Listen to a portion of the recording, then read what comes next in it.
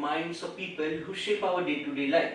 I am Shaurashray Singh. And I'm Aradhya Sharma. And today we have the honor to have the chairperson of Sunbeam Group of Educational Institution, Dr. Deepak Madhok with us. Sir, Jai Hind. And sir, I wanted to thank you for taking out time from your busy schedule for the podcast. Thank you so much for this idea, Shaurya and Aradhya. In fact, taking out time for Sunbeam is so natural to us because we have all the time for our children, for Shaurya, Aradhya, and for all the students of Sunbeam School. Thank you, sir. So we seek your permission to begin with the podcast. So as you know, the elections, General Election 2024 are coming forward. Our India's term as the biggest democracy in the world. What, according to you, is the true meaning of a democracy? Democracy is a very simple meaning. It's just government by the people and for the people, by the people, like Kennedy said. Yes. And we are there for. This is a meritocracy. It's democracies are always like people are fighting the elections and people are voting for them. And this is not like a Raja's child has to be a king. So this is not like that in the olden days when the king's eldest son was there. Sometimes the king's youngest son was more brilliant than the eldest son. Even he didn't get a chance. So now you have people who are good in leadership. They take the roles and they elect themselves. They get themselves elected. Thank you, sir. I very much agree with your answer. Moving forward, sir, the government and everyone always ensures that every single person must vote and that every vote counts. So why is it, according to you, that every single of the vote matters? Every single vote matters because you can lose by one vote. Yeah. You can't lose by half vote, but you can always lose by one vote. And there have been examples in which one MP, I'm not sure about the name, but he lost because his wife did not go to vote for him. So that was just one vote. Yes, Yeah. So moving forward, like I have this thing connecting with it. We normally see people that tend to celebrate the day of election as some kind of holiday, rather than going and voting for the people and their representatives, and then complain about that work is not being done in their specific areas or in the country itself. What are your opinion on such type of people? See, you don't have a right to complain if you do not exercise the basic duty of a citizen. The duty of a soldier is to guard you against the enemies of the country, and they stand in minus sub-zero, minus 50, minus 40 in Siachen, Ladakh, everywhere. A duty of an engineer is to build bridges. A duty of an administrator, maybe it might be an IPS or an IAS, is to see that the rules are followed. A duty of every single person is there. What is the duty of an ordinary citizen? It is to vote. And that is why we have to vote, we have to go out and vote for our government. Absolutely, sir. Sir, while you speak about administrative officer, I remembered something that you yourself was into administration. So what changes do you see in the present day elections happening and the days when you started as an administration officer? See, I was involved in 4 elections as an officer. And in 1984 there was an election immediately after the assassination of the then Prime Minister, Mrs. Indira Gandhi. So I was a young officer in Varanasi and was made into a magistrate to supervise the Bawalpur area.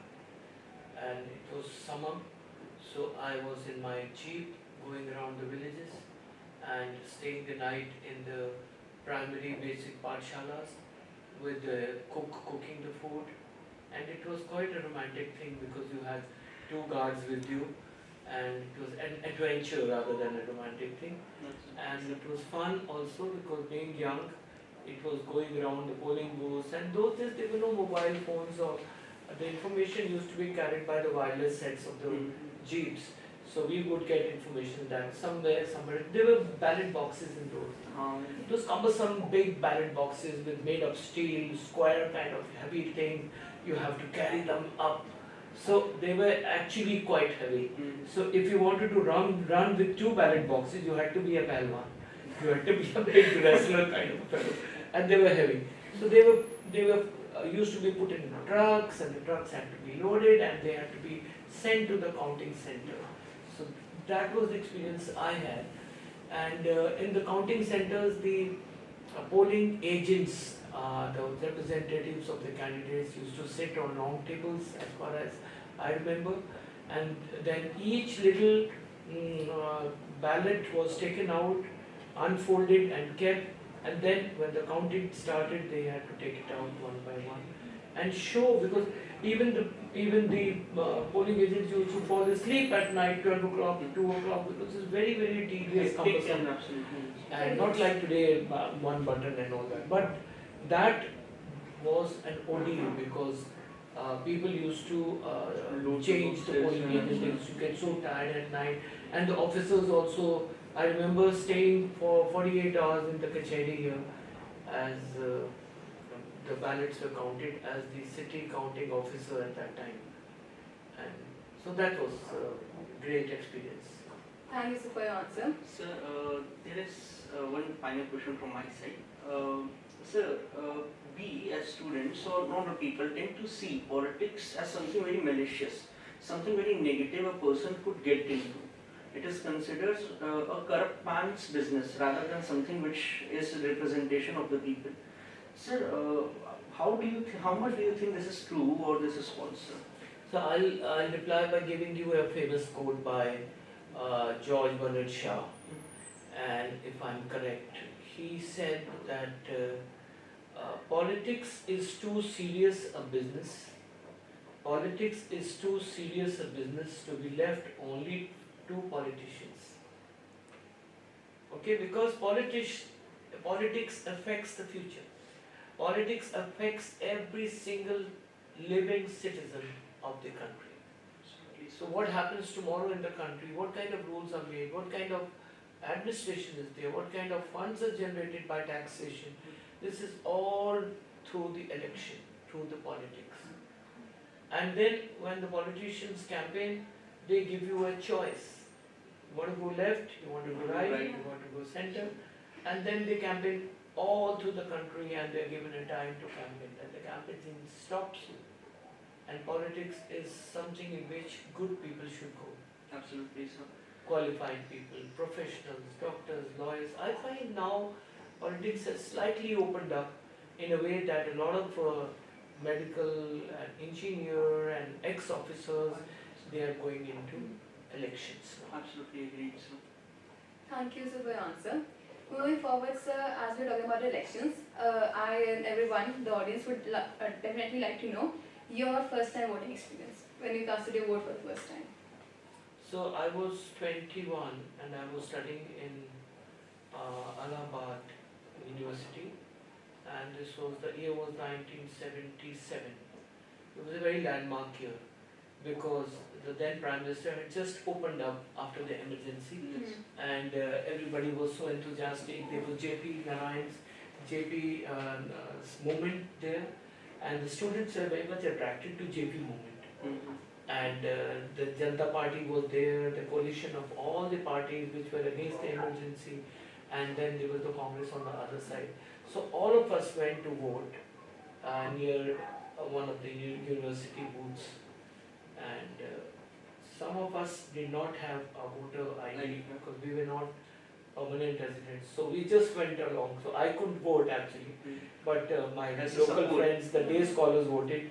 So we went with them up to that. It was very colorful, all kinds of flags, and it was like people, please come to my booth. There were so many booths around, in which the polling agents were sitting and taking out the. And then in those days you were not allowed to take your vehicles up to there. You had to walk almost a kilometer because everybody was scared. They were ballot boxes, looting was going on. So, even though they were so heavy, as you told us. Yes. So that was my experience. I really didn't vote in 77, but I think in 82, 84, I think I voted. That was as an officer when I was here. Then I'd gone. First I had voted and then I'd gone. Okay, thank you so much for sharing your experience. Yeah. Now, moving forward with the last question. So, as you know, there are many recently passed out students from Sunbeam, and there are many new youngsters coming up who are going to cast their vote for the very first time. So, do you have any suggestion and tips to give them, and how to use their vote wisely? This country has got an amazing talent of younger people generation, and this is the biggest pool of talent anywhere in the world. As you say that this is the largest election in the world, because no other country has such a big election. As a democracy, you are bigger than America, and there is no other democracy which is bigger than India. Absolutely. Just imagine more than 100 crore Lot of people, people almost 100 crore people going to vote. So these people, the first time the voters, which you just mentioned the children from Sunbeam, they are going to go out into the world for the first time and cast their vote. So I just want to give this message through your podcast, dear children, to all these first time voters.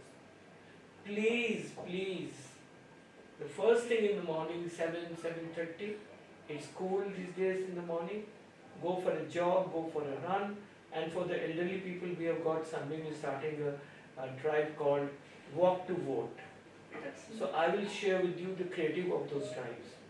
And to all the children, you communicate to all the student councils of all the Sunbeam, Shaurya and Aradhya. I'll give you that responsibility. Yes, sir.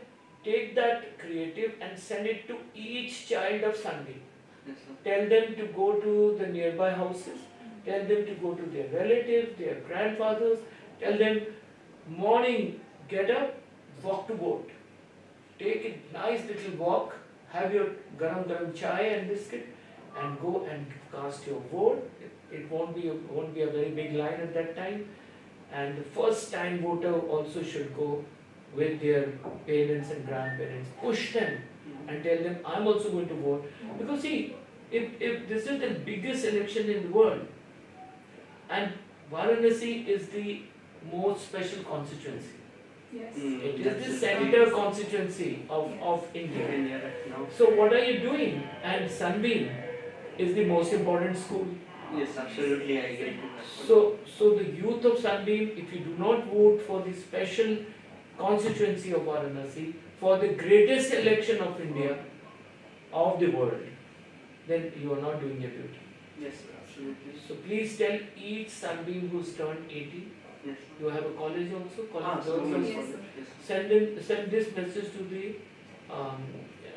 the college student council also. Yes. So it will be fun. Yes, sir. So again, thank you for having a conversation with us and scheduling some time for the podcast. Jai Hind. Sure. Jai Hind. Jai Hind everybody.